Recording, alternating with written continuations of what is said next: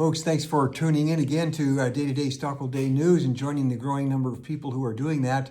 We're going to give you a bunch of topics today. We're going to move quickly so that you can be equipped. It'll save you hours and hours of doom scrolling. We hope to not have to find out some of the key and main stories that are going on. And also we're going to give you some insights behind the scene. I want to start today right away with what happened very tragically in the ongoing battle between, this is in the United States, between the ICE agents and people who are protesting. And as everybody knows by now, there was a very serious, tragic incident involving somebody who was using their vehicle to try and attack or at least pressure some of the ICE agents. And as I won't get into all the details, you've been seeing it probably more than I have. The ICE agent fired shots to stop the approaching vehicle from ramming them, and the woman who was driving that was killed.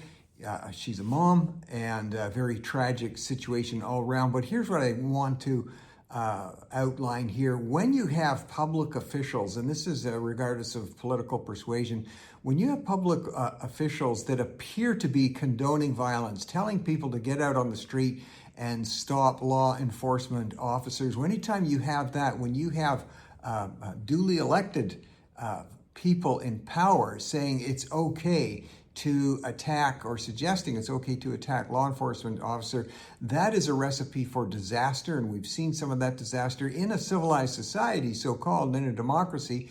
We make a choice that we're going to have a system of laws, and we will have ways to challenge those laws or go to court or due process.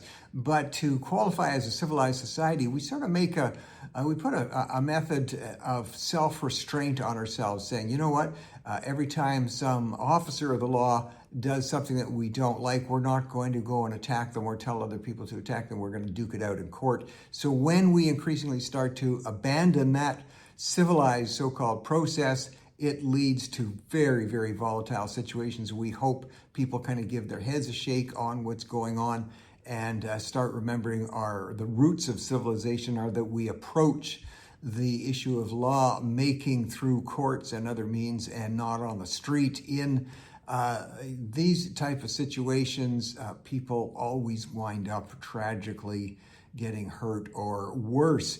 Well, interesting development as we watch, and I'm bringing up the Venezuela situation just to kind of highlight the fact that increasingly, and I've used the phrase over the last couple of years, beware of incidents and also beware of policies that can come at us with extreme velocity and ferocity. These are two words I've been using, velocity and ferocity. The situation emerging in Venezuela, of course, after the apprehension of Maduro there, who was the kingpin head of one of the most extensive drug dealing and terrorist supporting networks in the world. Now we have a situation where it's not just the Venezuelan tankers themselves that are being stopped, but in fact, tankers that have been flying the Russian flag are being stopped now by the U.S. Navy, and then found out that actually they're not Russian vessels, they're Venezuelan, and they're filled with illegal oil. Oil, remember, which is going to these narco states, to terrorist states, to break sanctions and to keep some of these terrorist states, Iran and others, wreaking havoc around the world. So now it's just nudging things one more notch upward, because this will affect Russia. This will affect the financing that goes to helping Russia's war and helping their terror strategy. So I'm just saying, watch for the emerging situations there.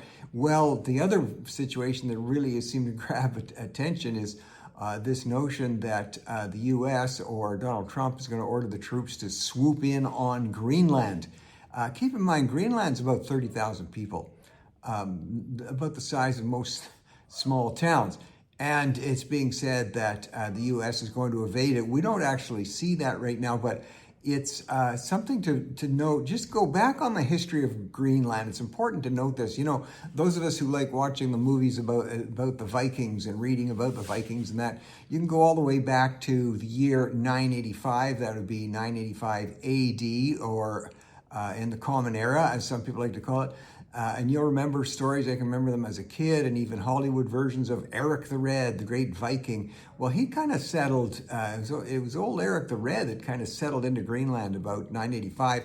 And then after that, a few hundred years later, you have the King of Norway assuming, through colonization and other efforts, assuming control of Greenland. And further to that, after that, then you had disputes and situations arising between Denmark and Norway, and Denmark eventually actually assumed control of Norway, which is sort of fascinating. And it wasn't until the year 1814 that Denmark then gave up control of Norway, and incidentally, they gave up control of it to Sweden. That was in 1814. I'm sure Sweden is upset even today that they ever let Norway go with all of the oil reserves again. There we go with the oil coming out of Norway. So Denmark hands Norway over to Sweden, but it did not hand Greenland over. It kept control of Greenland. And then in 1931, Norway, it took them almost 100 years to get upset that they still didn't have Greenland. So they go to what's called the Permanent Court of International Justice. This is 1931. And were trying to make the case saying, hey, we want Greenland. It's ours. It's not Denmark's. Denmark's saying, no, it's ours. And the court there affirmed that it stayed with Denmark. So then you have in 1954, Denmark makes this interesting declaration at the United Nations. And they say, we are hereby declaring that the people of Greenland are joyfully wanting to remain under the control of Denmark. One little problem with that, the people of Greenland said, wait a minute, you didn't ask us. You just went to the UN and said that we're sticking with Denmark. And so that caused a little bit of upset. Fast forward to the year 2008, Denmark actually did and has granted to Greenland a pathway to self-government. That was in 2008. It even includes a referendum. The people of Denmark, in fact, can decide if they want to stay a part of the people of Greenland can decide if they want to stay a part of Denmark, if they want to become independent, or maybe even if they want to join the United States. So that's really what's unfolding there. And when you look carefully, Donald Trump is not saying they're going to invade Greenland. He says they sure would like Greenland, but that's going to be decided and can be decided by the people of Greenland. I'll tell you what, time for the people of Greenland to really think about this. They're carrying all the shots here, and it'd be very interesting. They could, only 30,000 of them, they could become quite wealthy depending on the choice they want to make. Nick Reiner is the son of the alleged killer of his parents, Rob Reiner, and his wife, famous Hollywood producer-director. And as I said yesterday, watch for the proceedings. It's going to get interesting even when Nick Reiner comes into court, which he did today. And his lawyer, the famous Alan Jackson, who defends people like Harvey Weinstein and Kevin Spacey, Alan Jackson says, I'm out. He's dropping the case. He doesn't want to be, or maybe he's been told, and we don't really know the reason, but he's saying he will not be defending Nick Reiner. And some people are speculating that is because he's not getting paid enough. But who knows? We're going to find out. Alan Jackson, the lawyer, also saying that there is no way Nick Reiner is guilty of murder, which goes back to what I've been predicting. Watch for a play to be made that Nick Reiner was insane and therefore not capable of knowing what he was doing. And whenever that kind of a plea comes forward, that means inevitably, or in many cases, cold-blooded murderers wind up walking free. I make the case that if somebody really and truly has proven he has no way of knowing if it was the right thing to do or not, then maybe he should spend actually the rest of his days in some kind of confinement and not walking free. Well, Texas A&M University, there's a professor down there, Professor Peterson. This is no relation to Jordan Peterson, though the issue here has some semblance of a ring to it, because what we've got here is the professor there has been told, this is what's being reported, you can't teach Plato anymore. Well, that's really got people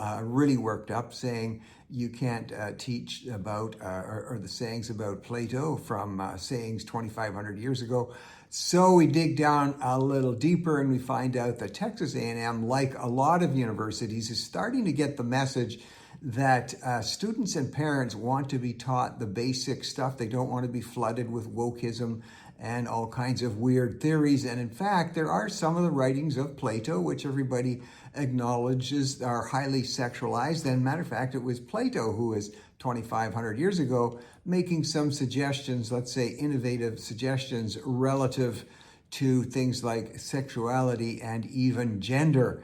And what the Texas A&M is saying, drop that particular stuff that Plato was saying and stick to the other stuff. So it'll be fascinating to see where that goes. It's not too much different than the teachings of Bertrand Russell.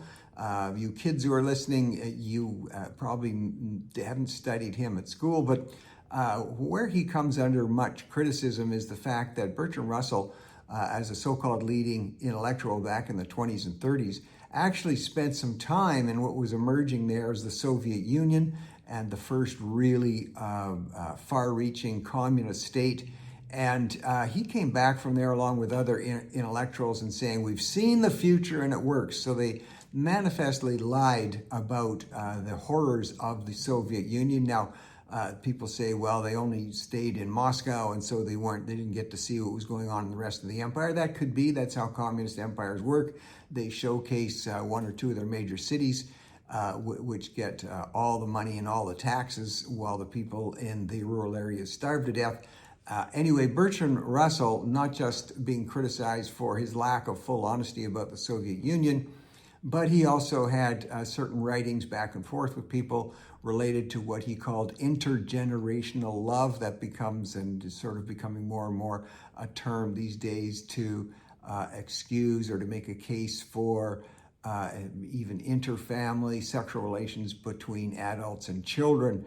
And so again, it's possible to have a discussion of somebody's philosophical beliefs, let's say even Bertrand Russell or Plato, without having to get into those particular areas. However, time will tell, and we'll see if this professor is going to drop Plato's spicier discussions and stick to some of the other philosophical things that were important to him. Well, just noting, we've said before, and I said watch this, I said before Christmas, you're going to see Avatar is probably going to be number one in terms of the film's receipts over the holidays. But I said watch for David. You're going to see a David and Goliath scenario. And in fact, that's proving out to be true. Avatar was still the number one position after Christmas, but it was falling short of projection and David moving up by Angel Studios. So watch for that. Well, I'm kind of sad today for those of you, and you kids won't probably know the name of Glenn Hall, but he was a goalie in the way back in the 50s and in the 60s, yes, before electricity was invented. An amazing goalie, and he just died, and it was just announced, and kind of sad. Now Glenn Hall has a record today that probably will never be beaten. He suited up and started in nets 502 consecutive games, 502 consecutive games without interruption. If you add in the playoffs, 552 games that he consecutively showed up for, regardless of injury or anything else. A stunning record in all of sports that may, in fact, never be broken. And some people say, well, okay, and he played without a mask.